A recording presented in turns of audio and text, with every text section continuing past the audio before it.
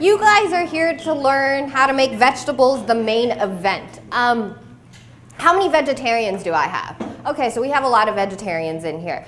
This is one of those talks that's really interesting. It's all over Pinterest now. There's been a big push on using vegetables as the main entree or incorporating them more into your meals. Sneaky Chef. There's a whole bunch of these recipes that are coming up. So I thought I would show you how to work with a lot of them and what kind of substitutes you can make. But the first thing I'm going to talk about is the parts of the vegetable, just because a lot of people don't understand what parts they're eating. So if you look, we eat everything on the vegetable, from the flowers and buds to the pods, stalk, leaves, and tubers. I want to show you though, I want to ask you, which one do you think we consume the most of out of all of those items? Leaves. Leaves. Leaves are the one, 2/3 actually. So there's 2/3 are fruits and leaves. So the fruits and leaves make up the majority of what we eat.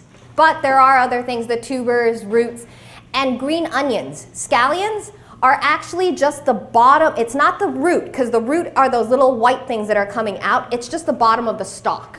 So it's considered a stalk that we're eating, a green onion. So that's the parts of the vegetables. And again, you can eat everything on that. The common nutrients and meat to look for in vegetables. These are things that if you're going vegetarian, there's a couple of things that you need to watch out for. And I incorporated them into your recipes today to make sure you get a balanced meal. Because one of the things is getting balance out of a vegetarian meal. So iron, soybean, molasses, lentils, spinach, and beans. Calcium's one that's really hard too. Dairy products. If you're vegan, molasses is your best friend too. And leafy greens. So just make sure you get your leafy greens, and tofu. Tofu would be that one substitute of calcium if you are vegan and can't have dairy. And then there's zinc. Zinc is found in a lot of meat that you can't find in vegetables, in a lot of vegetables. And so we have wheat germ, spinach, cremini mushrooms, and seeds and beans. And then vitamin B12. This is the harder one. Vitamin B12 in eggs and dairy products. Because they're mainly found in those dairy products, if you're vegan, I say go for the nutritional yeast. And I'm going to talk about that later. It's one of those things that you can always have on hand, and it gives you the vitamin B12 that you would not be getting from the diet that you're eating. And of course, you can use fortified milks and cereals too. Those are good. So how do you substitute your meat? A 3.5-ounce portion of chicken breast. I use chicken breast just because it's the most common meat that we're eating. Has approximately 21 grams of protein. So you can do 1 1/3 cup of lentils, 1 1/2 cups of cooked black beans or garbanzos, 10 ounces of tofu, seitan, edamame, peanuts, almonds and seeds, and eggs. What you don't see on there is quinoa. If you wanted to get 21 grams of quinoa, you would need 3 1/2 cups of cooked quinoa, which will be over almost 1,000 calories. So it's the reason why we use quinoa as a protein substitute is for gluten-free individuals, people who are looking at the carb versus the protein content. It's very, very, very low in carbs, and so the protein ratio is very high. So we automatically think it's a high protein food. It's not. Compared to the amount of carbs in it, it is. And so that's the difference. So egg whites and eggs are a really good way of getting it in, or just almonds. Just grab a handful of almonds and you'll be ready to go. And so some ideas for you. For breakfast, spinach, tomatoes, and beans. Great ways to incorporate them in your breakfast. And then make vegetarian sausage. If you've never worked with TVP, it's textured vegetable protein, and you can just buy it and you just soak it, and you can make it taste like anything you want it to. For lunch, adding nuts to a salad really just boosts it up. And then for dinner, use seasonal vegetables, make stir fries, roast, bake, broil, steam, and I'll show you a few different cool ways to do that. So, how to get the most out of everything. Steam your vegetables. How many of you actually have a steamer at home? Yay! Okay, so most of you have steamers. If you don't have a steamer, not a problem at all. All you need is a pot and a strainer. if you fill this completely on the bottom with water and you just put your strainer on top, you just need something that can cover this completely. This portion of it, this strainer portion. So even if you want to use a plate on that portion, just flip a plate over here, and then you've got yourself a makeshift steamer. So you don't really need to go out and buy a steamer. You can make one at home without a problem. Alrighty. Don't peel your vegetables. The carrot cookies that you guys are having today actually have no, they weren't peeled at all, the carrots. That's where all the nutrients are. Vegetables, oh yeah. Well, I was just wondering, some vegetables have pesticides On the outside. So buy organic, if you're not gonna peel, yeah, definitely buy organic. The one thing that if you are gonna wash, what you should use is a soft brush just to get the dirt out. Potatoes, I know, are very hard for people to use without peeling them. And so what I say is the only potato that I really say that you should peel because the amount of dirt is just so excessive that you can't get it off are russet potatoes. Every other potato out there, you should be able to rinse under water and that's it. And you should be able to eat it with the skin on. The russet is the only one. But yeah, for pesticide reasons, there are people who will even use soap on it, and I have suggested it as well. Just a drop of Dawn soap into a big vat of water, and then just kind of dunk your veggies in there, get all the pesticides and wax off of it, and then you can reuse your vegetables after that. Soaking peeled potatoes leaches them. So there are benefits to leaching potatoes for people who have kidney problems, but it's something that most people really want to keep in their diet, potassium. So make sure that if you are peeling them, don't store them in water. And eat as many vegetables raw as possible or blanch them. I just did a raw foods class for EH&S, and we made a bell pepper stuffed with jicama. A lot of people are turned off with raw foods because they think they need a dehydrator. I did a complete menu without dehydrating a single thing, and it took 20 minutes. Raw foods is easy if you're just willing to work with a lot of ingredients. It really is just a lot of ingredients, and so it's fresh, and it feels good to eat these foods after a while, especially during lunch. Lunch raws are really, really good. To cook faster, keep the lid on. If you keep the lid on, it'll boil faster, it'll cook faster, you're not losing the nutrients then. And then save the cooking liquid. Make soups out of it, make a sauce out of it, do something with it, because that's where all the nutrients are. And then use lemon juice or vinegar to retain the color of, so that it doesn't oxidize. None of those things will take away from the actual vegetable, so you can do that. You can just add lemon juice. So, what to look for when you're purchasing vegetables? Look at what you're purchasing.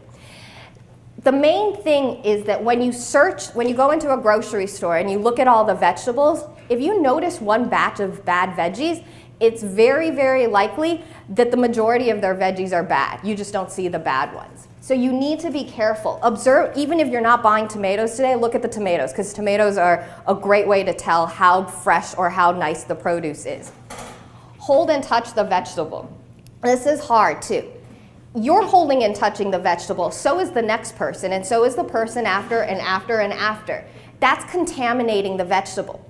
So one of the things to watch out for is how well stocked they are on their vegetable. If it's at the bottom of the bin, don't look at them, don't even buy them. Because the stuff on the bottom of the bin is the stuff that everybody has touched and put back because they don't want it.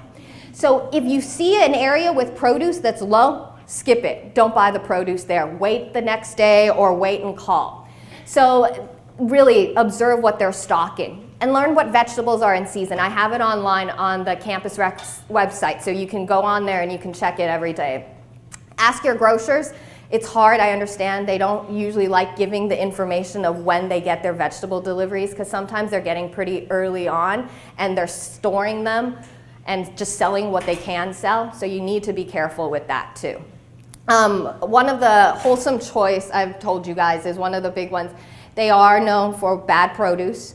What they get is the second batch of everything that's been picked through already. So all the good big chain supermarkets like Albertsons or even Sprouts goes through the produce. Wholesome Choice, Super Irvine, the Persian markets usually tend to stay back, and they wait until the produce is clearanced out because nobody else wants it, and they buy that, and it's cheaper then. So one thing that's really, you gotta kind of watch out for are zucchinis. Zucchinis look perfect on the outside and the middle is just bad. So I'm gonna show you how to pick that. But these are, it's a quick kind of idea of how long you can actually store these things. If you actually grow these items in your own garden, we're looking at like time spans of a month to 6 months. These are picked and sold in stores already, so they've already had a shelf life, so they only last 1 to 2 days or 3 to 4 days. But if you really have a farm and you're doing this, potatoes and onions last anywhere from 2 to 3 months. And it's just storing it correctly. So those are the ones that last 1 to 2 days or 3 to 5 days. These guys last a little bit longer. So fruits and vegetables that last more than a week are usually your harder vegetables. And I'll show you where you store these things too in one sec. So, and these will be online. So where do you store it? Refrigerators were designed, I feel like they were designed opposite of what they should be. If you notice in the picture, the crisper is on the very, very bottom of the refrigerator. That is the wrong place for a crisper. The coldest part of your refrigerator is the bottom part. That's where you store your meats. The reason why you also store your meats down there is so that the juices from the meats don't fall on top of your veggies. So it gets cooler and it gets warmer and warmer as you go up and towards the front of the refrigerator. So if you want, store your fruit, your things that go bad easy or in the front of the fridge. So your legumes, corn, peas, and things like that. And then for your greens and things like that, store them in the crisper, but make sure they're not at the very, very bottom. Keep them in the middle towards the top portion of your refrigerator if possible. And also, try to keep them in the package that they came in. I don't like saying that because Trader Joe's packaging sometimes is a hit or miss. But the reason why we put them in certain packaging is because it's designed to let it breathe already. The Trader Joe's ones, because they put the saran wrap all the way around, there's no way for the vegetable to breathe. And so if you want, just puncture a few holes on the saran and then put it back in. But really, we want items, if they are in something nice, like the lettuces that are in nice containers, keep them in that. It'll keep them longer. And then potatoes, onions, winter squashes, cool dark pantry or a cool dark area. Like anywhere that's cool and dark is what you want. And then the last thing I'm going to talk about before I demo is these guys. Ethylene producing foods. So these are the items that break down foods. So the ones that produce it are things that make things go ripe. So if you wanted a ripe avocado, you put a banana inside the bag with it. It's producing a gas that's breaking down the sugars faster than anything else. There's a group of vegetables that are the opposite of that though, and they don't like it. And they will break down if they come in contact with the other ones. So you try to keep them separate. And it's interesting because blueberries are in one category, but blackberries and raspberries are in the other category. So you can't store your berries together. You shouldn't be. You want to keep these as separate as possible, and your produce will last longer. So that's it for that. And then that'll all be online for you guys to see too. The other thing I wanted to, do you guys know about nightshade vegetables too? Okay, so the reason why I didn't bring nightshade vegetables in, it's one of those topics that's often debated too. Nightshade vegetables are vegetables that produce a certain compound. They include tomatoes, eggplant, zucchini, so a lot of the things that we are eating today. There are people who believe that nightshade vegetables are the cause of arthritic pain, and that if you cut them out of your diet, you feel better. I didn't want to bring it up just because it's really debated, but if you want, go online and search nightshade vegetables, and you'll get a list of them, and it's pretty interesting what research has been done about it. But I'm going to show you the first thing, and it was the lasagna, and I know that most of you have done something similar in your life before, I'm assuming. So let me switch this over to the camera.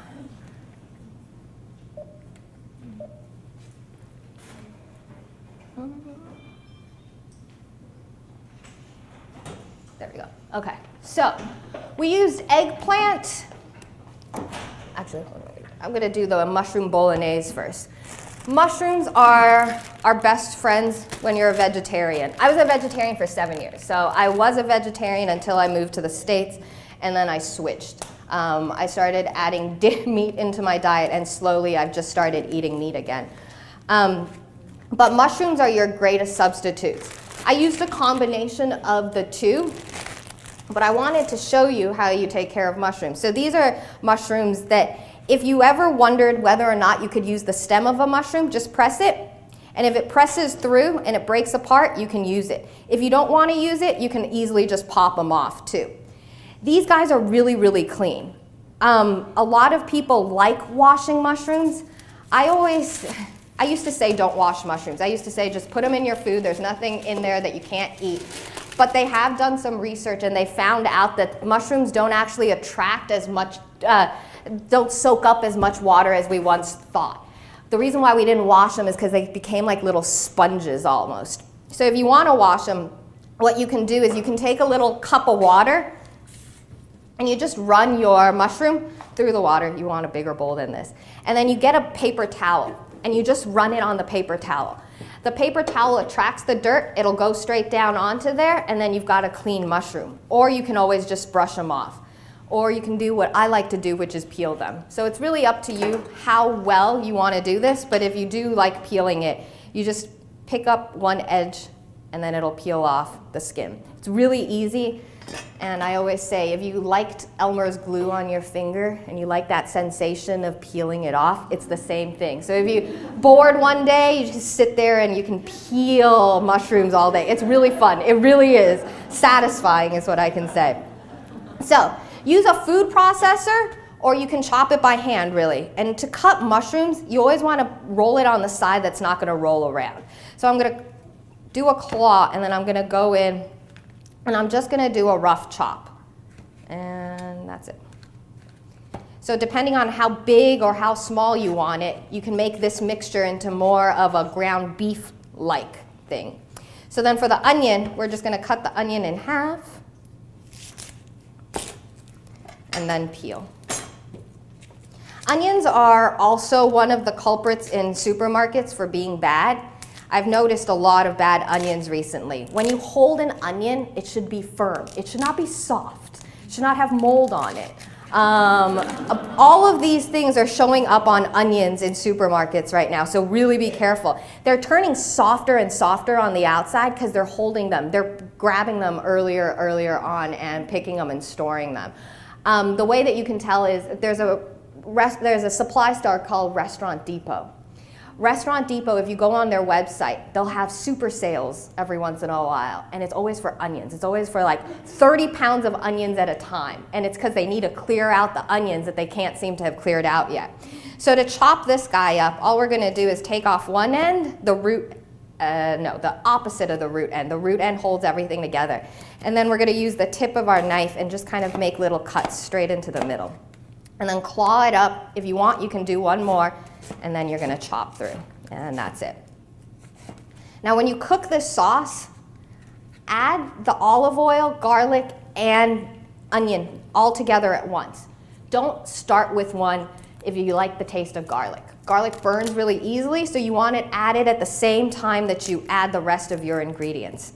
And so for garlic, you can use the towel trick. We're not using that much garlic, and you can use more if you want. But if you just need one clove, just use the heel of your hand and just push down, and it'll pop right out.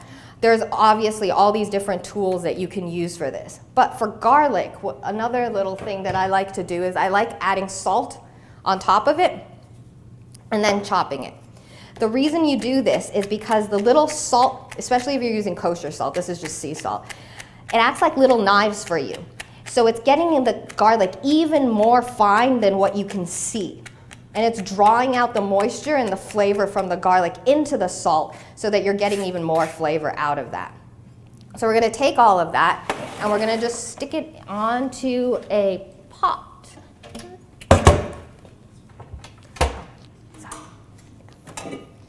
So I'm just going to stick this into a pot and saute it. I don't have any olive oil. And you would add olive oil. I'm using a non-stick pan, so it's okay. So this is the hard part with cooking this. Thank you. Who likes cooking mushrooms? Okay. One thing you'll notice about mushrooms, though, is that they leach out liquid, right? So if you're impatient, I'm sorry, use less mushrooms. That's all I can say. You need to cook out that liquid. There is nothing that liquid provides but just yuckiness after a while. So what I say is, if you don't like cooking away all that liquid, don't add that many mushrooms and do it slowly. Do a little bit at once and dry it out. So we're just trying to dry out the mushroom. So we're letting the liquids release and then drying it back out, and then we're gonna add the tomato sauce into there. And that way it'll give you kind of like a meaty texture to it. So while that's going, I'm just gonna show you. I put a little bit of the sauce on the bottom of the pan. And this is how you make lasagna.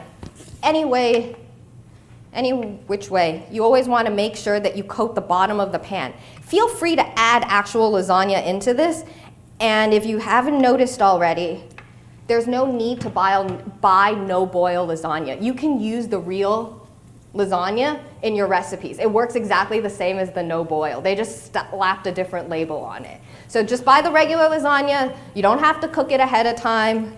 Just keep going. So I'm going to layer the vegetables down on the bottom of this. And you can do, you could do carrots, you could do different kinds of zucchini, really anything that you want onto the bottom of that. And then we're gonna add our ricotta. So this is where we got our protein. Our protein comes from the tofu ricotta. I know I added cheese, so it was kind of weird that I made a vegan cheese to put into it. But I thought it would be interesting just because we use nutritional yeast in this. This is what nutritional yeast looks like, and I'll leave some up here. Sprouts has it, that's about it, and Mother's maybe. But it has a cheesy taste to it. And so it adds a cheesy flavor to the food that you're eating. And then I've got tofu, got a little bit of garlic, lemon juice, and Italian seasoning. The main thing is you want this to be as dry as possible, your tofu. So throw out any excess water that you have. And then what I'm gonna do is I'm just gonna add everything into here and mash. And you can use a food processor, but really it's just however fine or how little you want your ricotta cheese to be. And you can add more of this if you want, less depending on you, really. But that's all the ricotta cheese is. If you have this, the yeast on hand at all times, a lot of people will use it as almost a salt substitute because it just provides flavor that's not too salty. Alrighty, so that's it. So now you've got that. I've got some here. All you're gonna do is you're gonna take some and you're gonna sprinkle it on top.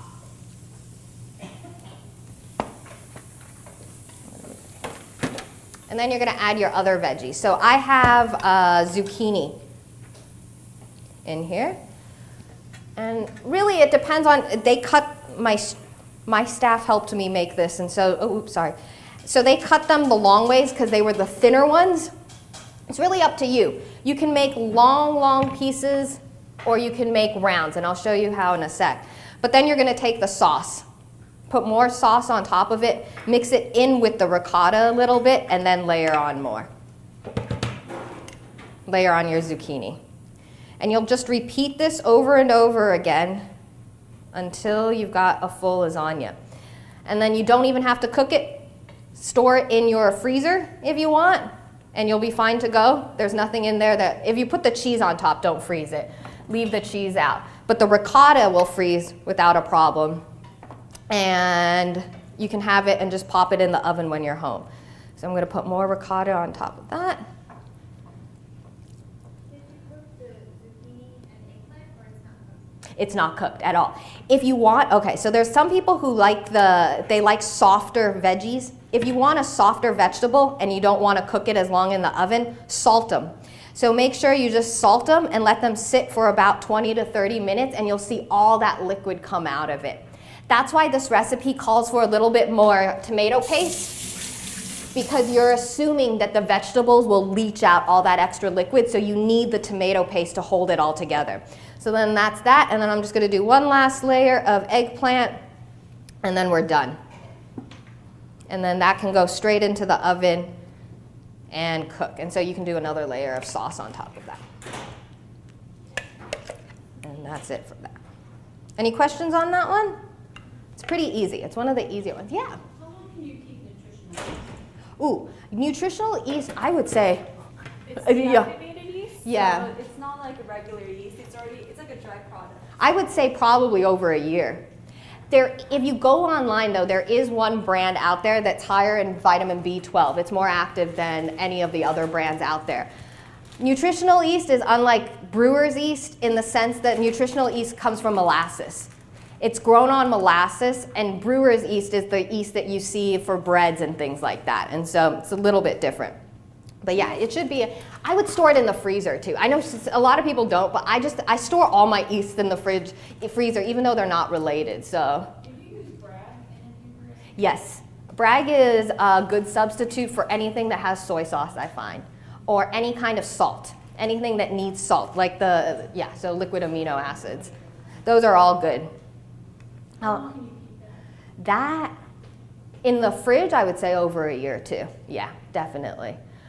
So, roasted celery dressing. The reason why I did a roasted celery dressing is Sarasota, there's a restaurant called Sarasota, I think, and they do a creamy one. They do it with a mayonnaise and sour cream. So if you wanted, you can add that in. But pretty much it's just celery roasted with garlic and shallots. And then I pureed it all with a little bit of vinegar to make a salad dressing. And I'm not going to show that because I know you guys want to see the cauliflower bread. But pretty much all of that gets mixed together. Add a little bit of sugar just to make it a little bit sweeter, and then you're ready to go with your salad dressing. So the next thing I'm going to quickly show you is the cauliflower. So how did you like the cauliflower bread? Some people like it, huh? Yeah? Okay. Who's actually tried making it? Oh, I don't have a lot of Pinteresters in here. Oh, you have tried it? You tried making it? Okay. People told me don't do it. Not good. Never gonna work. But Courtney was the one. She's like, make that cauliflower bread. And so I was like, okay, I'll try to make it. Did so much research on just how to make cauliflower bread. I swear I haven't done this much research in a long time. And I found the trick to it. The reason why a lot of people have been making it and it doesn't taste good is because they're missing one step, and that one step is to dry out your cauliflower right here. So you puree your cauliflower in a food processor, you steam it first, and then you puree it. Or you use the grater attachment on your food. Do I have my grater attachment? Maybe not. Yes, I do. This guy. So you use this guy, and you grate it. That way you get small chunks out of it. Then you can microwave it at this point, or you can steam it first and then do that. That part doesn't matter. You just want it slightly cooked already. This is the important part, wringing it dry. This is going to become like a flour for us. And so the most important thing is to get as much liquid out of here as possible. So what you want to do is grab all, and it's a surprise how much liquid is actually in here. And then you're just going to squeeze. And I did 40 cups of this morning, so my hands are really, really weak right now. But it is a good workout, and no, there is no substitute to cheesecloth, this unfortunately is the only way to do it. So you just keep on wringing it dry as possible, and you'll notice how much water is actually coming out of it. What then this becomes is almost like a flour. It's a dry, almost flour, and so all you really need is a binder. So what binder are we using? We're using eggs. Feel free. Use your flaxseed substitute. So 1 tablespoon of flaxseed with 3 tablespoons of water, and then you've got your egg. So what I'm going to do is I'm making it in here because I'm going to be cooking it in here. And then I'm just going to mix in my egg. I'm talking with a southern accent all of a sudden. And it's all going to get mixed inside. Pour this out here. And then you're going to mix it. This needs to be taken care of very well too. For the container that you're going to be cooking it in, make sure you use parchment paper and spray it too, because it sticks badly onto here. So that's all that it is. So it's almost like a frittata, some people were saying. If you want, you can add cheese. You can add cheese. We didn't add cheese in yours because I felt like you had it in the lasagna already, so there's no need for that. You're gonna add seasoning, so you can add garlic salt, you can add Italian seasoning. I added Italian seasoning and garlic salt. And then all you're gonna do is you're gonna dump it and press it down. And you'll notice that it doesn't actually fall apart. So even if the thing that you're baking it on isn't the right size, you can form it into a loaf as much as you want. You bake it once, and then you bake it again with all your veggies on top. So you want to bake it once without anything on it to let all that extra moisture dry out, and then you're going to put on your veggies. So pretend this was in the oven, ready to go. Now I'm going to add my veggies on top and bake it once again, and that'll crisp everything up. So I've got basil and tomatoes. And then you can add your cheese on top of it as well, and then you let it cook again and get crispy. And that's all that it is. You can make pizza with this. You can make pretty much anything you want with this. It's one of the easier ones, but it takes a while. If you make a lot of cauliflower, freeze it at this point, at the ground point. You can just freeze it, defrost it as you need. Unfortunately, cauliflower is very expensive right now. Cauliflower is $1.49 a pound right now at the Persian markets, and that's a bad sign. When they're they're usually $1.49 each, and a cauliflower head usually weighs 2, maybe 3 pounds almost, so depending on the size. So it's a pricier one to be doing these days. All right, and it's probably because of Pinterest. And everybody, because if you go on Pinterest and search cauliflower bread, you'll probably have 30 pages full of cauliflower bread too. So last one, the carrot one, and I just need to say one thing about this one that we made a mistake with this recipe, and this is one of those great things about cooking in a kitchen. When you make a mistake, you come out with something different that's still really, really good. Those oatmeal cookies, we forgot to add the flour into them. So they became lace cookies. So what happened was they didn't bind together as well, and then I created this recipe because I wanted a carrot cookie that wasn't cakey, because what happens is usually they're really nasty and really cakey. So the reason why I did this, so I used half a cup of whole wheat pastry flour is what we missed out on. And if you just added that half cup of whole wheat pastry flour, you can kind of imagine how much more bind it would have been. But at the same time, the results that we got out of this is actually really cool too, because then it makes it a gluten-free cookie that's very thin and almost chewy-like. It's a really cool texture. I actually really liked it too. So before I start anywhere, I just need to tell you that the recipe that you ate today didn't have the flour. If you want, add the flour. So I have the flour up here. You're just gonna, simple recipe, butter and sugar. And you're just gonna cream that together, or you can mash it. Usually use if you don't have a mixer at home, use a food processor. It does it just as well. Pretty much all you're trying to do is you're trying to use the sugar like salt by having it break down the butter for you. So you would cream all of that together and you just keep mixing it. And then I've got carrots. Grate your own. Don't use the store grated ones. They're too thick. They're too coarse. The freshly grated stuff is a lot thinner. If you want, just use your box grater. You can use a box grater. You can use pretty much any kind of grater that you have at home to do that. And then when you make this cookie, you're going to make almost rounds out of it. When you make this, please cream your sugar and butter more than I have creamed my sugar and butter. There's a science behind it, and it's really interesting how sugar and butter actually works together. So I'm just going to mix that up just a little bit more. And then I'm going to add my egg and vanilla. If you are one to sift a lot of stuff, like if you like sifting your flours, you really don't need to anymore. You just really need to use a whisk through it. Just whisk it through, and it'll break up any lumps that you might have. So I'm going to add an egg in there, and then I'm also going to add vanilla, just a little bit. And the great thing about this recipe is all the spices that it has in it. So we had nutmeg, cloves, and cinnamon that went into it, and candied ginger. So candied ginger is the other thing that makes it so good. Best place to get it, I would say Trader Joe's. They have a good deal on, it's $1.49 for a little bag. So all of that gets mixed together. And then we've got our leavening agent, everything else in there, and that all goes in. I'm gonna give it a quick mix. And you'll notice how dry this dough actually gets.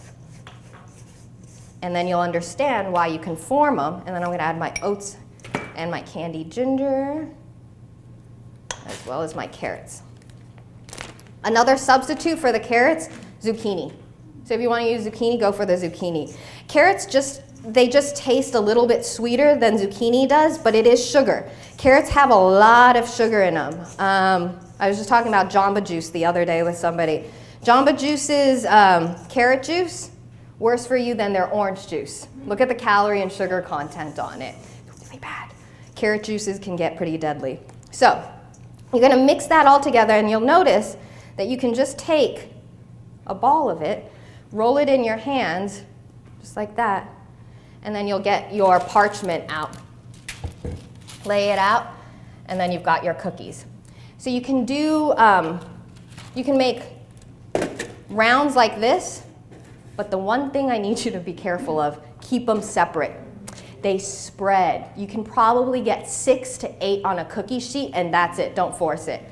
If you do it our way, it's cute if you use parchment, and then you can cut around the parchment and kind of peel it off. If you had some ice cream to serve on the side, you could do that too. So there's a lot that you can do with this recipe. But yeah, definitely try it out with and without the flour, just to see the different results that you get out of it. Any questions?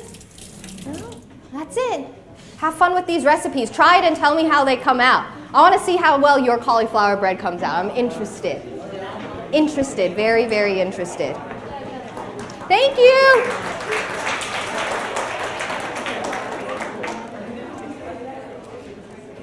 Thank you.